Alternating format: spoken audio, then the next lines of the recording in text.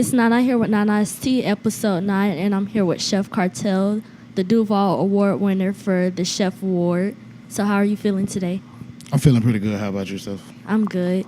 So where are you originally from? I'm Jacksonville, born and raised from the north side.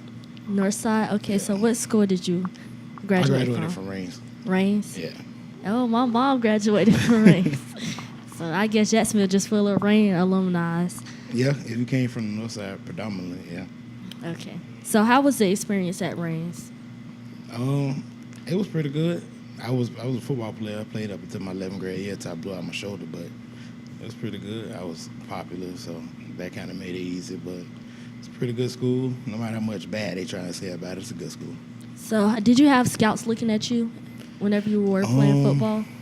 A few. I used to get like a few letters in the mail. That was about it. I mean, you get a lot of letters when you like the end of your junior year, beginning of your senior year. So I got a few like my junior year, but that was about it. I blew out my shoulder like within the first 3 games. So what position did you play? I played defense, offense, tackle. Okay. Okay, so what age were you whenever you learned how to cook? It's about 10. I used to cook with my mom a lot, so I used to help her out in the kitchen. So I'd say about 10 years old. So what was the first meal that you learned how to cook? The normal, probably like fried chicken and string beans and like mashed potatoes and rice, something like that. Was that the favorite meal that you liked to cook whenever you were at that age? Yeah, other than noodles. Yeah. I think noodles is the original. For everybody, yeah. So when did you realize your passion for cooking? About 4 or 5 years ago when I originally started my brand, which we've going on 5 years. Okay, so what gave you the idea to start your own brand? When I came back home, which was my last stint of going to merchant seaman school. I came home, was working in the kitchen at a country club, and then I just wanted to be my own boss. So I took my last 500 and started and brought my catering equipment and started from there. So what was the first event that you catered?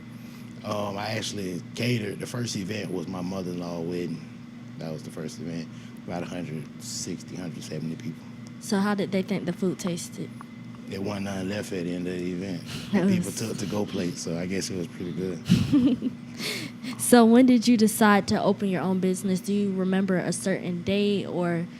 Well, December the 12th is when 2015 is when I started. No, 14 is when I started my catering service and my private chef part of my business.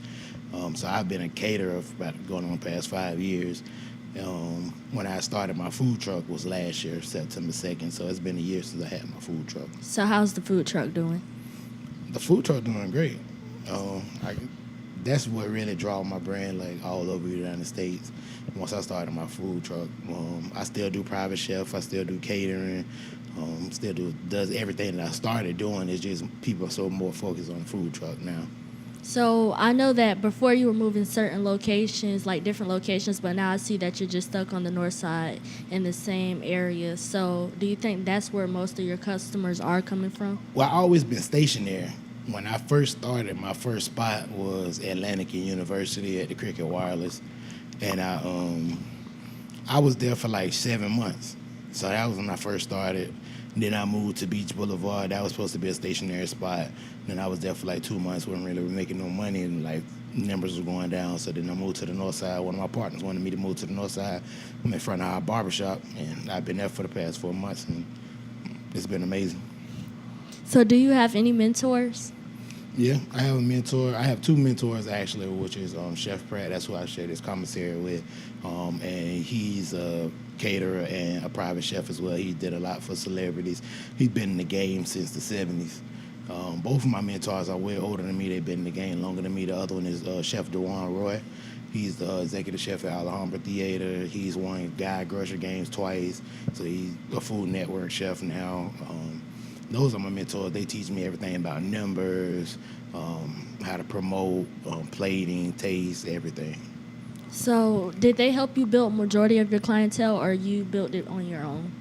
Nah, I actually owe social media to building my clientele.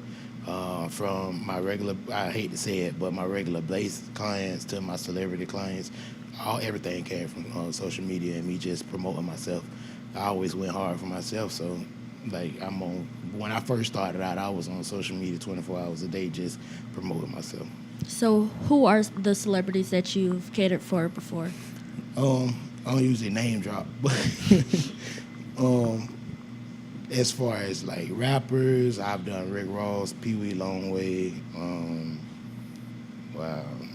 The Dream, singers, K. Michelle. I did her. I did actually her and Rick Ross concert when they came here to Jacksonville. TV people, Tommy from Love and Hip Hop, Carly Red, a lot of the Jaguar players ranging from Jalen Ramsey, Leonard Fournette, Dante Fowler, Dante Moncrief, quite a few of them guys.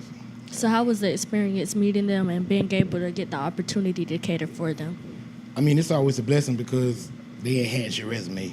If people see them eating from you, they know your food got to be some kind of good quality, so they always come and they want to shop. But those people they normal just like me and you. They just was blessed with a bigger bag than us. With the talent. Yeah, the talent to get a bigger bag. But a lot of them will tell you, the biggest thing with celebrities, they just want to be treated normal. Because a lot of them, like, they demise being treated like special. Sometimes they just want people to just treat them like a regular person. So I always treat them all like regular persons. So how was the experience auditioning for MasterChef USA? It was great. It was a learning experience. It was long. I was in the room from 12 to 8:30 at night, so that was long. But just to meet the different people, like a variety of people from everywhere, that was like the main thing. I connected with, I networked with a lot of people. No matter where I'm at, I'm always networking. And now people like from Atlanta, people from Ohio, from New York, just trying out. They only select like 15, 20 people for the show, and then I was number 290 out of 800. And then they had another audition going on in Boston the same day with another 800. So it's like you gotta. My thing was I made it to like the final round. My food, everything was good. They told me I was a shy person. I'm good when the cameras come on, but I don't like when people interview me like sitting at a desk like for a job interview. I don't like that. Yeah, I see how you feel. Yeah. Because I know every time before an interview, I always get nervous, so I had to learn how to come out my bubble. So I'm just learning how to branch off and be a butterfly. I told him I'm going to take some acting class. I'm going to give it another shot. Because it was through Fox. MasterChef is through Fox, that's a television channel. It's like their ratings are built off acting and like stuff like characteristics like that. If you go to Food Network, it's based on food because it's a food channel. So I get another call back from Food Network. I'm going to go this time. When I called the first time, I got a call from Guys Grocery Games. It didn't pan out, so hopefully Lord's willing I get another call back. So what are you doing during your free time whenever you aren't in the kitchen? I try and get as much rest as possible. I sleep. I like to watch old shows from like when I was growing up, like old TV sitcoms and stuff like that. But I barely get days off. Like, barely get them, so I try and sleep as much as I can to be with my daughter and my family. So do you watch Food Network, or you don't really watch Food Network as much? I watch Food Network a lot, like when I get time, yeah. Okay. So what is your next event that you will be holding?